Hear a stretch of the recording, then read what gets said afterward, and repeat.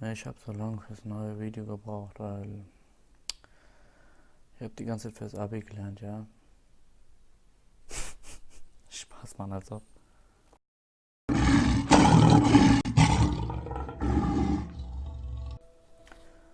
Wenn wir schon mal beim Thema Abi sind, weißt du eigentlich, warum du dein Abi machst?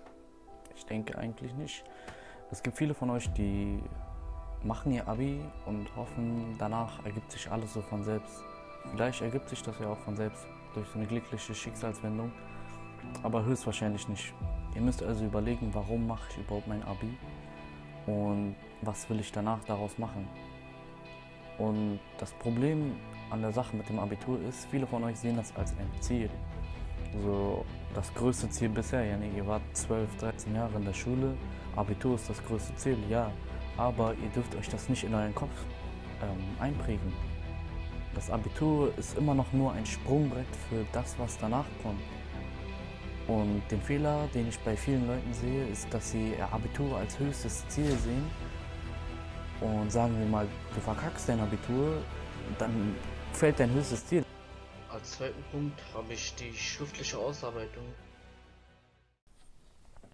Und was mir da aufgefallen ist, dass die meisten Leute einfach irgendeine Lüge hingeklatscht haben. Und eigentlich ist ja offensichtlich, ne? Hätte ich auch machen können. Habe ich aber nicht. Und theoretisch könnte man jetzt sagen, warum? Ja, ne? Keiner kann es nachweisen und das ist die einfachste Methode, um schnell Punkte zu kriegen und einfach Punkte zu kriegen. Ich schreibe einfach hin, ich habe das und das gemacht. Ähm, in dieser einen vorgefertigten Ausarbeitung, die ich hatte, war ich mit meiner Präsentation schon fertig, obwohl ich in der Realität noch nicht mal angefangen habe. So, und da habe ich mich dazu entschieden, halt keine Lüge hinzuschreiben, sondern ich habe meine ehrliche Meinung hingeschrieben und ich habe meinen Text auch gerade hier und ich kann ja mal ein paar Zeilen vorlesen von meiner ehrlichen Meinung.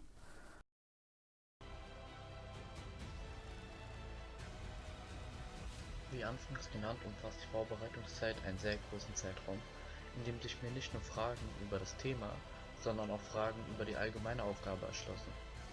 Die Reflexionen dienen den meisten Schülern als Malblock, da man sich die kühnsten Fantasien ausdenken kann und einen Arbeitsverlauf schaffen kann, den niemand nachweisen kann. Auf dem Hilfsblatt zur schriftlichen Ausarbeitung wird zwar keine ehrliche Reflexion buchstäblich gefordert, dennoch nehme ich an, sie verlangen die Wahrheit. Dann kam dann erstmal nichts mehr. Ich bin es leid, jeden Morgen in die Augen von Menschen zu gucken, die ihre Träume schon vor Jahrzehnten aufgegeben haben.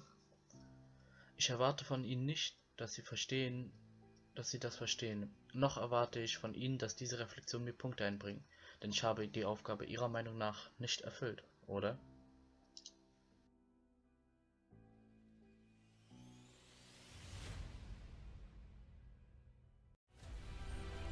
Was ich damit sagen will, ist, reduziere dich niemals auf dein Abitur. Okay, niemals reduziere dich auf dein Abitur.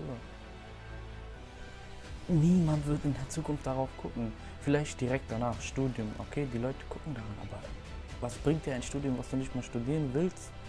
Was bringt dir ein Studium, was du zufällig gefunden hast? Weil du eigentlich keine Ahnung hattest, was du mit deinem Abitur anfangen willst. Aber dein Abitur hat dir die Möglichkeit gegeben, dieses Studium zu machen, also machst du es. Für diejenigen von euch, die sich gerade denken, was will er eigentlich von mir? Man kann dieses Video eigentlich auch ganz kurz in so einem kleinen Beispiel erklären. Ich glaube mal, jeder von euch kennt das Spiel Jenga, oder? Ich habe hier mal zwei Jenga-Türme aufgebaut und der hier ist der Turm eures Lebens, wenn ihr euch auf euer Abi reduziert. Hier dieser kleine Baustein hier ist euer Abitur. Und das ist der Turm des Lebens von euch, wenn ihr euch nicht auf euer Abi reduziert. Wie gesagt, um das Video kurz zu fassen, die Menschen, die sich auf ihr Abi reduzieren oder danach Entscheidungen treffen, die sie eigentlich nicht machen wollen, weil sie sich darauf reduzieren und denken, ich kann nichts Besseres machen, so sieht euer Leben aus, okay? Brüchig und wackelig. Warte, jetzt. Aber was sagen wir mal, ihr besteht euer Abi nicht. Das war's mit eurem Leben, ja? Vorbei. Gehen wir mal zu dem Typen, der sich nicht auf sein Abitur reduziert, sondern auch andere Entscheidungen. Und der weiß, dass es mehr als Abi gibt. Abi weg. Was kann man noch wegnehmen? Hier, warte mal, ist schwierig mit der Kamera in der Hand. Studium weg. Job weg. Khalas, der Turm steht immer noch. Und dieser Typ, er steht immer noch. Das fällt weg. Das fällt weg. Das fällt weg. Lack, ich kann den ganzen Typen auseinandernehmen, er fällt einfach nicht um. Aber der Typ ist mit einem Stein zusammengegangen. Dieser Typ ist mit seinem Abitur zugrunde gegangen, weil er sich auf sein Abitur reduziert hat. Ja, ne, ich sag nicht, Abitur ist was Schlechtes. Aber warum soll ich Abitur machen? Oder warum soll ich Abitur machen müssen, um irgendwas Gutes im Leben erreichen zu können?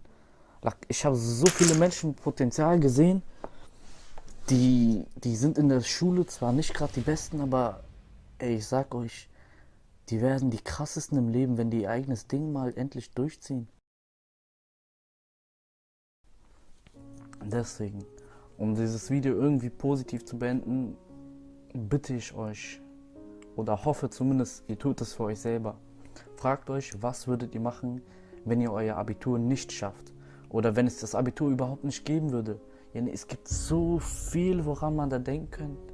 Und ich will jetzt nicht wieder kommen mit, ja, so viele erfolgreiche Menschen sind aus der Schule geflogen. Auch wenn es die Wahrheit ist. Es ist die Wahrheit, ja. Aber man muss das ja nicht immer erwähnen. Man kann auch einer der krassesten Menschen werden mit Abitur. Dagegen spricht ja keiner. Aber was ich gemerkt habe, ist, dass Abitur irgendwie euer ganzes Leben bestimmt.